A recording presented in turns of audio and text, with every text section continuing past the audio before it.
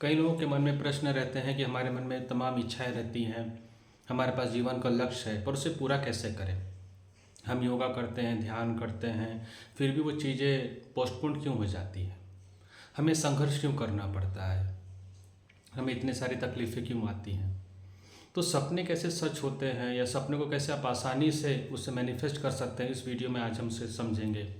आप इस वीडियो को ध्यान से अंत तक देखिए और इसमें आपको एक स्पष्ट कारण मिल जाएगा कि कैसे हम अपनी इच्छाओं को पूरा कर सकते हैं, कहाँ पे हमसे अभी तक गलती होती आई है और कैसे हम उससे बाहर निकल सकें। देखिए, सबसे पहली चीज़ मान लीजिए कि आपने कोई इच्छा रखी है, तो इच्छा में स्पष्टीकरण चाहिए, क्लैरिटी ऑफ थॉट चाहिए। कोई भी चीज़ को मैनिफेस्ट करने से पहले मान लीजिए कि मुझे घर लेना है। अब चाहे वो 2 BHK फ्लैट है, 3 BHK फ्लैट है, पहले उसे स्पष्ट कर लीजिए। बंगला लेना है तो बंगला का एरिया स्पष्ट कर लीजिए कि मुझे 2000 स्क्वायर फीट में बनाना है मकान है, 3000 स्क्वायर फीट में मकान बनाना है। दूसरा ये स्पष्ट कर लीजिए कि कहाँ पे बनाना है, किस स्थान पे बनाना है, नौकरी करना है तो किस जॉब प्रोफाइल पे करना है, किस कंपनी में करना है। जब तक स्पष्टीकरण नहीं होता है तब तक आप आगे नहीं बढ़ सकते हैं, जो विधि हम आपको समझाने वाले हैं। तो उसे आप एक कागज़ और पेन पे लिख सकते हैं कि हाँ, ये मेरी इच्छा है और इसमें ये क्लैरिटी ऑफ थॉट्स उसमें चाहिए कि 2 BHK flat, area 1500 square feet, location आपने कोई एक लोकेशन डाल दिया जहाँ पे आपको लेना है। ये चीज़ सबसे पहले बनाइए। अब दूसरी चीज़ आती है कि चलो मेरे पास तो ब्लूप्रिंट रेडी हो गया कि मुझे मकान लेना है, इतने वर्ग स्क्वायर फीट का लेना है। अब इसे मैनिफेस्ट कैसे करें।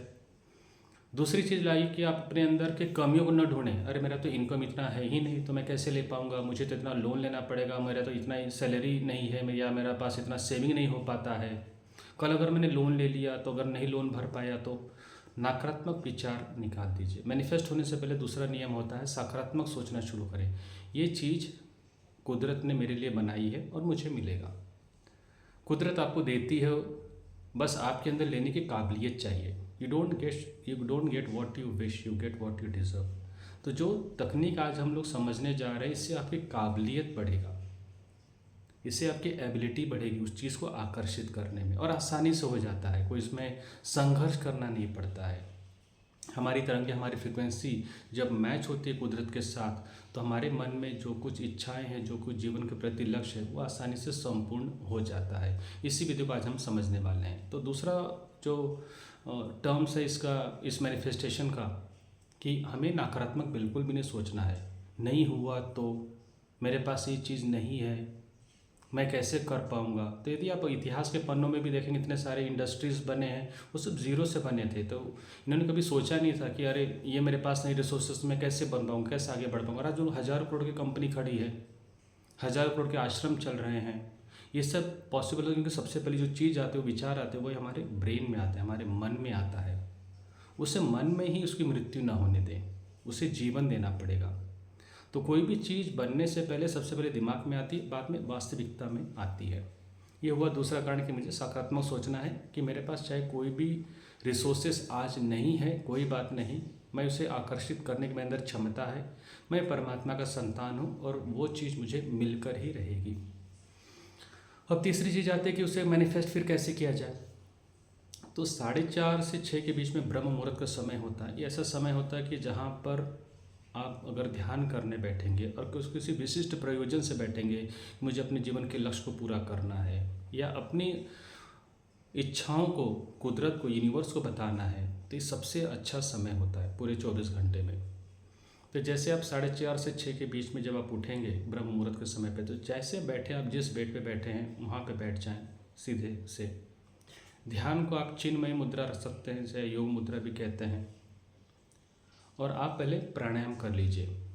प्राणायाम करने से आप नींद की अवस्था से बाहर आ जाएंगे और आप सजग हो जाएंगे। तो तीसरा पॉइंट है कि हमें प्राणायाम करना है बैठकर।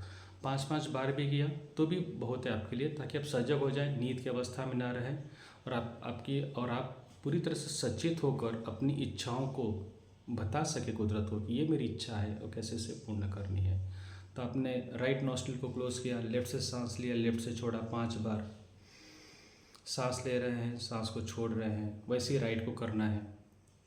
3 उंगलियों से सीधा रखिए, सांस लिया, 10 तक count, inhale 10, inhale 10, hold 10, exhale. 5 बार किया, उसके बाद लेफ्ट को बंद कीजिए, राइट से 10 count inhale, 10 count hold, 10 count exhale, 5 बार लेफ्ट, उसके बाद 5 बार राइट। शुरुआत लेफ्ट से कीजिए।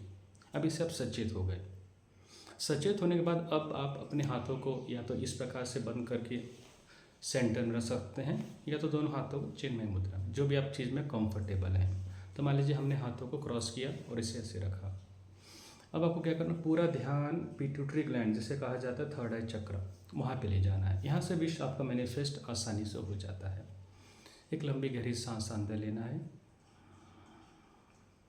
सांस को रोकना है, और जब उस सांस को जब आप रोकेंगे तब आपको जीवन में जो कुछ चाहिए उसकी कल्पना कीजिए, उसका इमेजिनेशन कीजिए। मान लीजिए मुझे 2 BHK का फ्लैट चाहिए, 3 BHK का फ्लैट चाहिए, तो उस फ्लैट की कल्पना करें और मन में अफर्मेशन दीजिए सकारात्मक।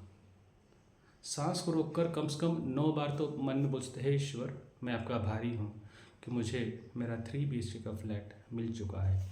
आप वो तस्वीर को भी देख रहे हो और साथ में आप बोल भी रहे हो। इस सांस को रोककर बोलना है। फिर सांस को मुंह से छोड़ दीजिए। तो आपको सांस अंदर लेना है, सांस को रोकना है। उस सांस को जो रोकने की जो अवधि है उसी समय पे आपको कल्पना करना है, चाहे वो नौकरी हो, चाहे विवाह हो, चाहे संतान का सुख चाहिए, या आपको कोई प्रमोशन चाहिए, या कोई बिजनेस कोई सफलता चाहिए, कोई घर लेना है, कोई वाहन लेना है, उस सब का चित्र आपके यहाँ पर विजुलाइज कीजिए। और वो विजुलाइजेशन करते समय 9 बार सकारात्मक संक्षिप्त में यानी कि कम शब्दों में अफर्मेशन दीजिए। अफर्मेशन प्रेजेंट टेंस में रहना चाहिए, वर्तमान काल में रहना चाहिए। हे परमात्मा, आपके आशीर्वाद से मेरा ये कार्य हो चुका है, ये चीज़ मुझे प्राप्त हो चुकी है, मैं आपका आभारी हूँ। जब आप उसको 9 टाइम्स बोलते, अच्छा आपका हाथ ऐसा है तो आप उसको काउंटिंग भी कर सकते अपने फिंगर्स पे कि हाँ 9 टाइम्स मैंने बोल दिया है। ऐसा आपको केवल 9 टाइम्स करना है, 9 बार। मतलब 9 बार हम अफर्मेशन देंगे। सांस को छोड़ते समय सांस को मुँह से छोड़िए। वापस एक बार मैं आपको दिखाता हूँ। सांस अंदर लिया, जितना देर पूरा ध्यान थर्ड आई चक्र पे, दोनों आंखों के बीच में कल्पना कीजिए। अफर्मेशन शुरू करें।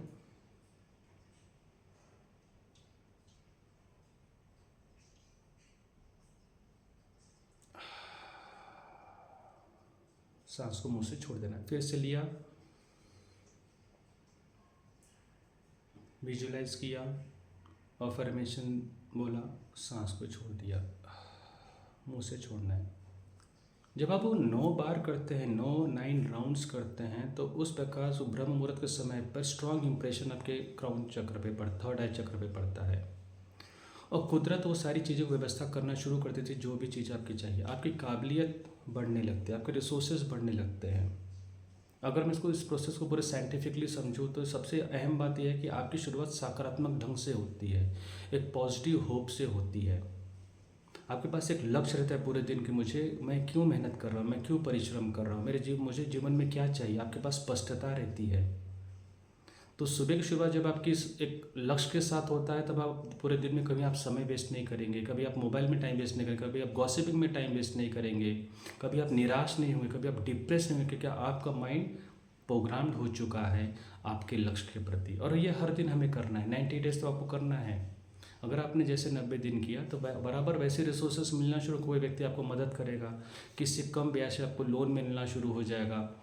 और जो चीज़ें आपके कई दिनों से रुकी हुई थी, नहीं बिक रही थी, नहीं जा रही थी, वो आसानी से सेल हो जाएगा और वहाँ से पैसे की व्यवस्था हो जाएगी और आपके पास वो मकान या वाहन हो जाएगा। माना जब कोई नौकरी ढूंढ रहे हैं तो कोई मित्र या किसी अखबार से आपको चीज़ें मिलना शुरू हो जाएगी, आपको इंटरव्यू को कॉल आना शुरू हो जाएंगे और आप उसमें पास हो जाएंगे। बस केवल एक ही चीज़ है कि पहला नियम है स्पष्टता। आपको क्या चाहिए, क्यों चाहिए, किस रूप में चाहिए। दूसरा, मुझे नकारात्मक बिल्कुल भी नहीं सोचना है। मेरी आज की परिस्थिति जो है वो निर्धारित नहीं कर सकती मेरे भविष्य को। मेरी आज की परिस्थिति निर्धारित नहीं कर सकती मेरे भविष्य को। मेरा भविष्य बदलने वाला है और मेरा भविष्य परमात्मा बदलेगा, क्योंकि मैं उसका संतान हूँ। दूसरा, सकारात्मक। तीसरा, हम लोग प्राणायाम करेंगे, नाड़ी शोधन प्राणायाम। सांस लेना छोड़ना है, 5 राउंड लेफ्ट, 5 राउंड राइट। चौथा और लास्ट कि आपको सांस, लंबी गहरी सांस अंदर लेना है, सांस को रोकना है, पूरा ध्यान थर्ड आई चक्र पे रखिए। अपने इच्छाओं को कल्पना के स्वरूप में एक मूवी की तरह देखिए। 9 बार सकारात्मक अफर्मेशन दीजिए और इसे 9 राउंड कीजिए, 9 टाइम। सांस को छोड़ते समय सांस को मुंह से छोड़ना है। जैसे आपका समाप्त हो जाए, ईश्वर को आभारी कीजिए। अब इसमें लास्ट पार्ट सोचिए, 5वां पार्ट ये कि आप इसमें आभार प्रकट करके ही इसे समाप्त कर सकते हैं। तो ये 9 राउंड्स कंप्लीट होने के बाद मैं अपने माता का आभारी, मैं अपने पिता का आभारी, मैं गुरुजन का आभारी, मैं वास्तु का आभारी, मैं वाहन का आभारी हूँ। आप जहाँ पे रह रहे हो वहाँ पे क्या खुश हो क्या? क्योंकि आपके खुशी के तिरंगे ही उस विश को मैनिफेस्ट करने की शक्ति देती है, प्रदान करती है। आप जिस घर में रहते हैं अगर आप उसी की निंदा कर रहे हैं तो आपके पास नया मकान आने में काफ़ी संघर्ष करना पड़ेगा। भले आप एक ही रूम के मकान में रह रहे हैं, उस मकान की भी प्रशंसा कीजिएगा। आपको छत मिला है आज, भले आप किराए के मकान पे रह रहे हैं, कम से कम आपको छत मिला। कितने सारे लोग हैं जिनके पास तो छत भी नसीब नहीं होता है, पर आपको तो हुआ है।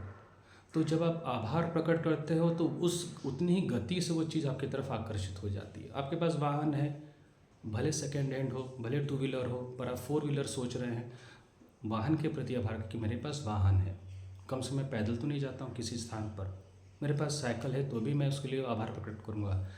कंटेनमेंट, आभार प्रकट करना आपके मैनिफेस्टेशन को गति बना देता है। लोग कहाँ पे गलती करते हैं, आभार प्रकट नहीं करते हैं, ब्रह्म मुहूर्त के समय पे पॉजिटिव चीज़ें नहीं बोलते हैं और उसे कंसिस्टेंसी नहीं करते हैं। सबसे अहम चीज़ को कंसिस्टेंसी मेंटेन रहती नहीं, आज किया कल किया उसके बाद परसों से छोड़ दिया। सबसे बड़ा आलस्य होता है कि सुबह 4:30 से 6 के बीच में मैं क्यों उठूँ।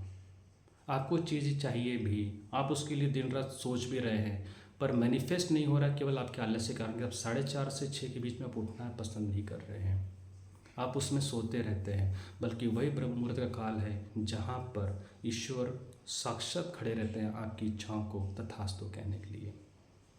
आपके जीवन में सुख, शांति, समृद्धि, आरोग्य, प्रेम सदैव बना रहे। जय हिंद।